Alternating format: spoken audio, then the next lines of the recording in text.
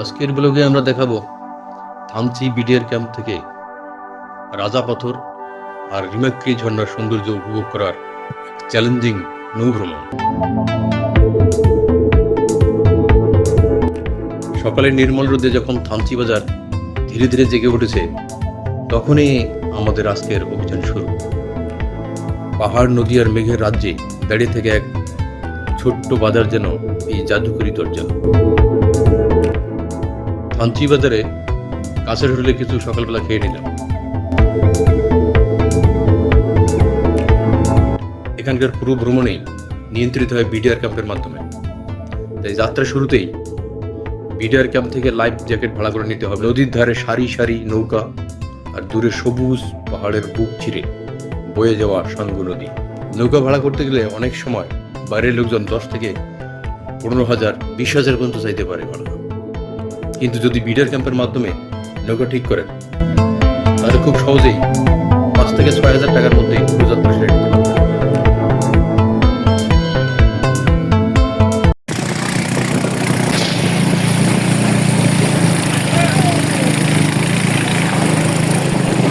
সবচেয়ে গুরুত্বপূর্ণ বিষয় হলো বিডিআর ক্যাম্পের সহযোগিতা ছাড়া কখনোই নৌ ভ্রমণে যাওয়া যাবে না।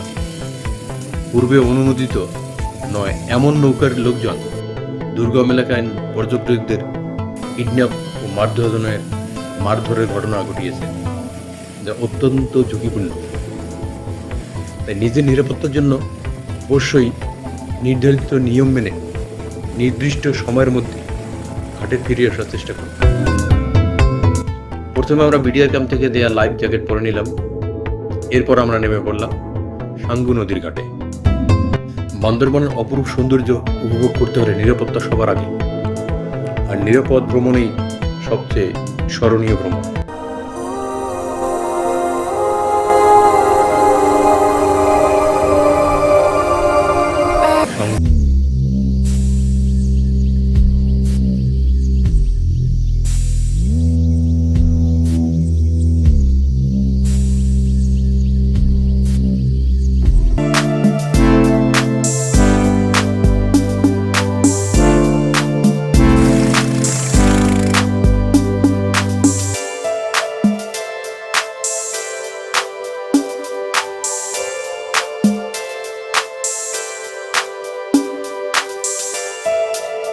নদীর বুক চিরে নৌকা যেতে যেতে দুই পাশে দেখা যায় মাথা তুলে দাঁড়িয়ে আছে বিশাল বিশাল পাহাড়ের সারি।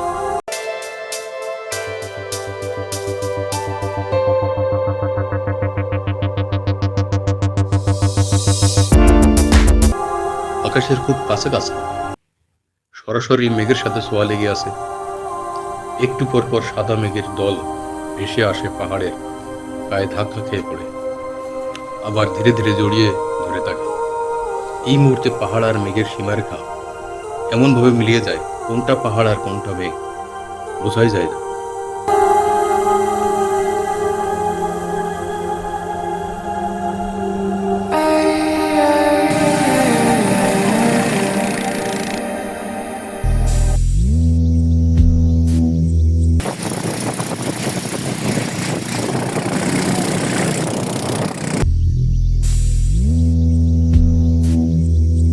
পাহাড়ের নীরবতা, দৃঢ়তা আর মেঘের নরম ভেসে চলা সব মিলিয়ে এক অপার্থিব দৃশ্য।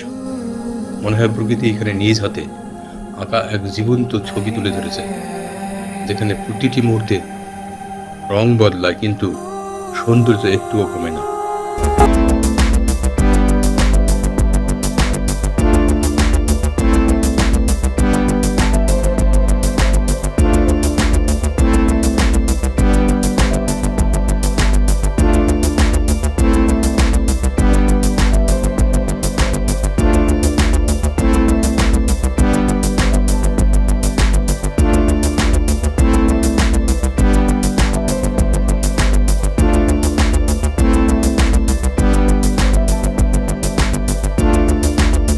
পাহাড়, নৌকা বাঘ নিতেই পাহাড় দুপাশে আরো কাছে আসে।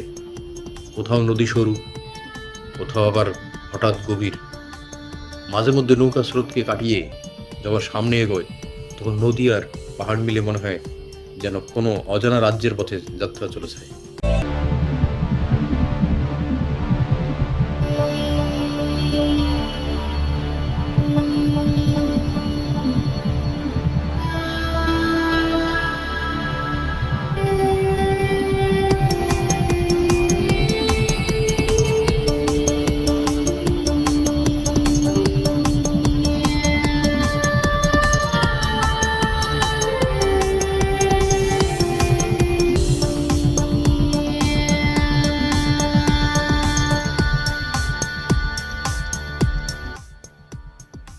প্রথম গন্তব্য রাজা পাথর।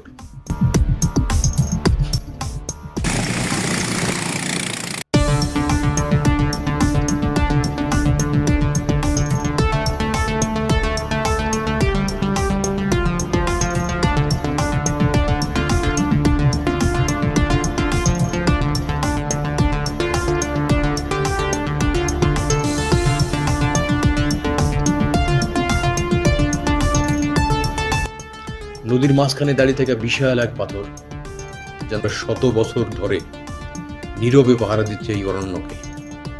কাছে যেতে তার বিশালত্ব চোখে ধাঁধা লাগিয়ে দেয়।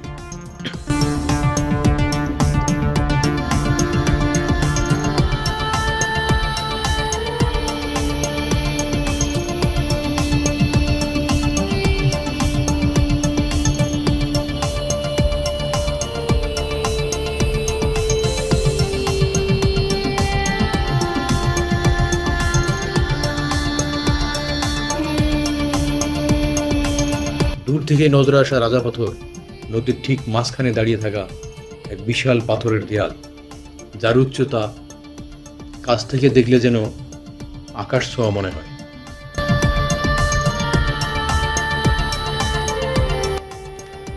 স্থানীয়দের কথায় অনেক অনেক বছর আগে পাহাড়ি পথে চলাচলকারী বণিকদের কাছে এই পাথর রাজার মতোই প্রভাবশালী ও ভরসার স্থান ছিল।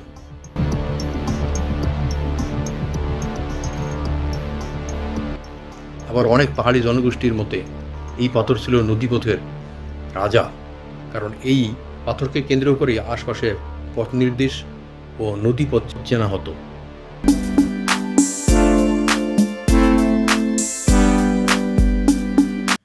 রাজা পাথর পেরিয়ে নৌকে এগিয়ে চলে আরো গভীর অরণ্যের ভেতর।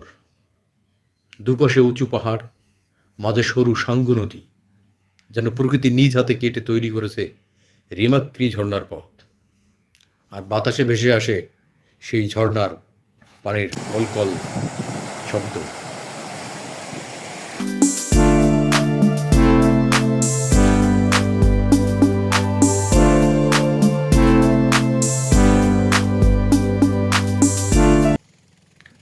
নৌকা সাঙ্গু নদীর বুক চিরে এগিয়ে চলেছে। নদীর দুই পাশে মাথা উঁচু করে দাঁড়িয়ে থাকা বিশাল পাহাড়, কখনো কাটা পাথরের দেয়াল, কখনো সবুজ জঙ্গলে ঢাকা গভীর অরণ্য। বাতাসে বনজ গন্ধ আর পানির উপর পাহাড়ের ছায়া যেন সিনেমার ফ্রেমের মতো বদলে যাচ্ছে প্রতিটি মুহূর্তে। সাঙ্গু নদীর বুক দিয়ে নৌকা এগোতে শুরু করতে প্রথমে যে বিষয়টি অনুভব করা যায় তা হলো স্রোতের টান। কখনো পানির ধারা শান্ত, আবার হঠাৎই দেখা যায় খরস্রোতা জায়গা।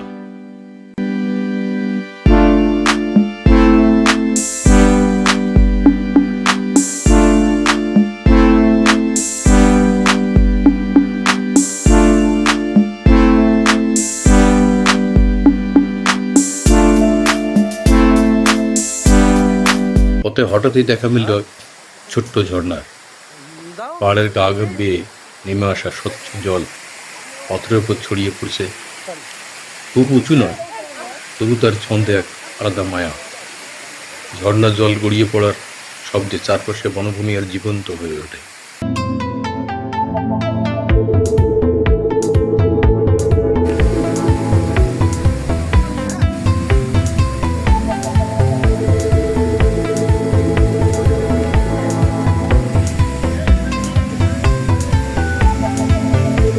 পথের ক্লান্তি ভুলিয়ে দেয় এমন এক শান্ত নির্মল দৃশ্য, যেখানে থেমে দাঁড়াতে ইচ্ছে করে আরো একটু সময়।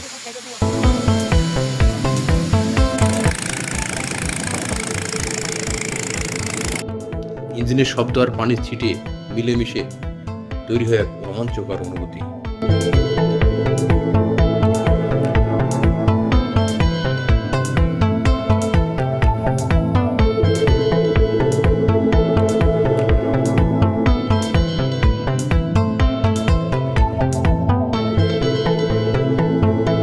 এভাবেই রহস্যময় রাজা পাথর আর পাহাড় নদীর শঙ্খ পেরিয়ে আমরা পৌঁছে যাচ্ছি বান্দরবানের অন্যতম চমক রিমাক্রি ঝর্ণার দিকে। পাহাড়ের বুক চিরে তৈরি হওয়া খাঁজ ও প্রাকৃতিক ভাঙ্গনে জমা হয় বর্ষার পানি। সময়ের সাথে সাথে পানি সেই খাঁজ ধরে প্রবাহিত হতে হতে তৈরি হয় রিমেক্রি ঝর্ণার প্রবল জলধারা। স্থানীয় পাহাড়িদের মতে ঝর্ণাটি পাহাড়ি বৃষ্টির পানির নিরবিচ্ছিন্ন আঘাতে জন্ম নিয়েছে এবং প্রতি বছর বর্ষায় নতুন করে পাথরের অংশ ভেঙে ঝর্ণার পথ আরও বিস্তৃত হয়েছে। ঝর্ণার কাছে পৌঁছতেই দূর থেকে শোনা যায় পানির গর্জন।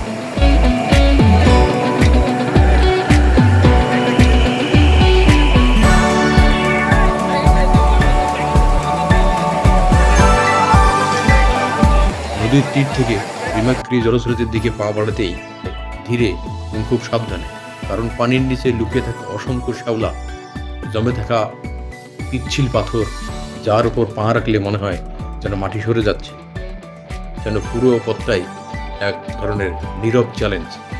এটা একদিকে যেমন রোমাঞ্চকর তেমনি চ্যালেঞ্জিং।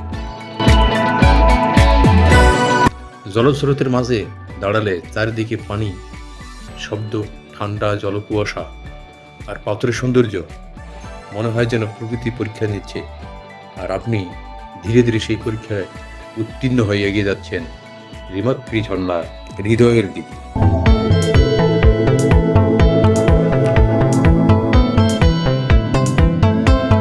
তাই রিমেক্রি ঝর্ণার রূপ কখনো একই থাকে না। প্রকৃতি নিজে এটাকে গড়ে তোলে, আবার নিজেই বদলে দেয়। রিমেক্রি ঝর্ণা শুধু একটি ঝর্ণা নয়, এটি বনের গভীরে লুকিয়ে থাকা এক বিশাল বন্য ও শক্তিশালী সৌন্দর্য।